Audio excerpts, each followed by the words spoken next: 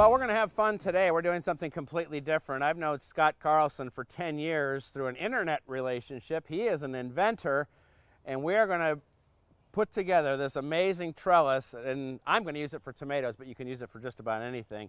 Now, you can't get it yet, but think of this as like Shark Tank, only for a longer time, and I have no money. Excellent. All right, that describes it perfectly. Let's put it together. This is what it's going to look like.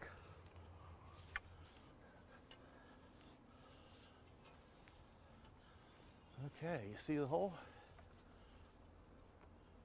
Actually, right? Yes, sir. Point it towards me.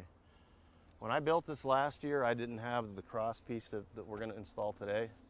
Ultimately, it's going to be just a snap fitting. I have to use a little bolt, which goes on by hand at this point in time. That goes together so easy. It does, and again, it's a friction fit. So you don't need all these crazy tools. You got it? Yeah. Excellent. Scott, what is it that drives you to invent things?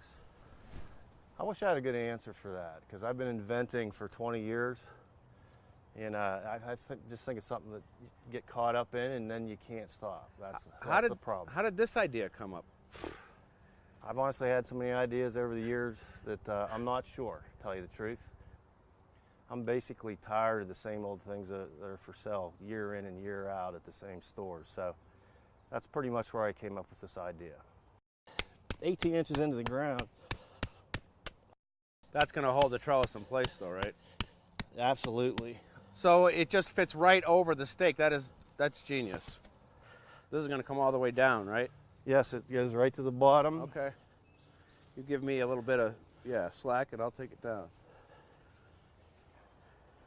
This will be good for pole beans, cucumbers, peas, anything else that needs to grow up. Yeah, I had melons on it last year as well. And the nice thing is, you have to help some plants.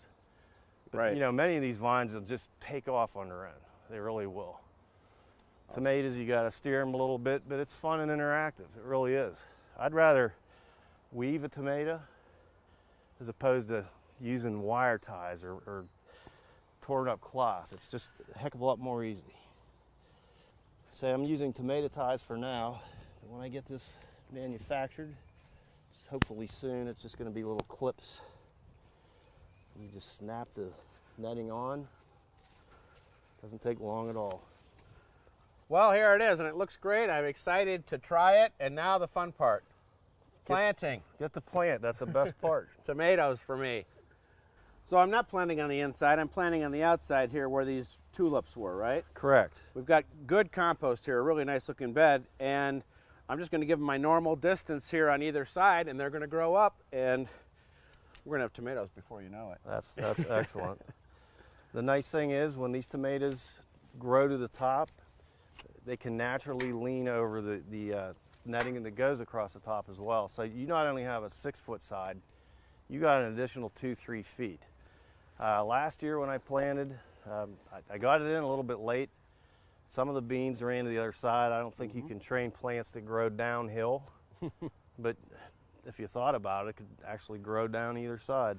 This is Heart of Italy.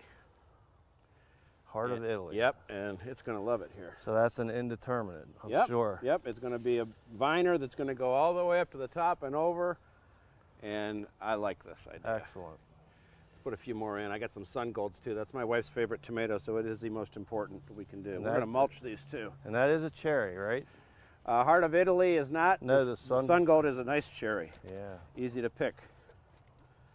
Always put the tag in so you know what it is. Of course I'll know. I always plant them too close together, but with all this air between them, I think they're going to be okay growing up like this. See? See how easy those weave in there? 2 days from now, these are just going to... They're going to shoot up. And again, it is fun and interactive. I think growing tomatoes on netting is really underrated, or maybe it just hasn't been exposed that much. Yeah. But you come out and all you have to do is just weave a little bit. One more. No tying. It just goes right up the trellis netting itself. This is a sun gold.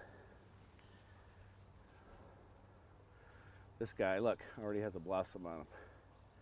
Going to be ready in maybe a month, maybe less.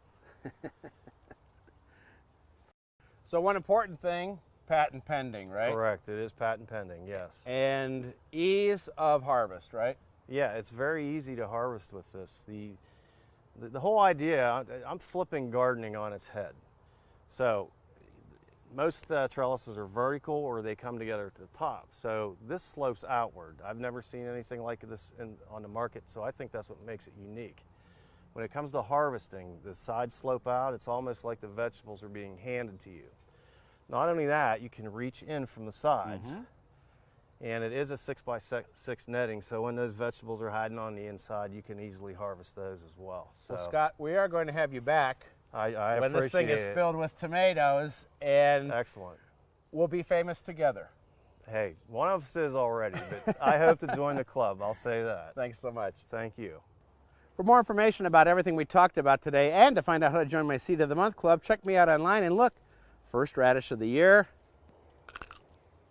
Nothing like it. We'll see you then.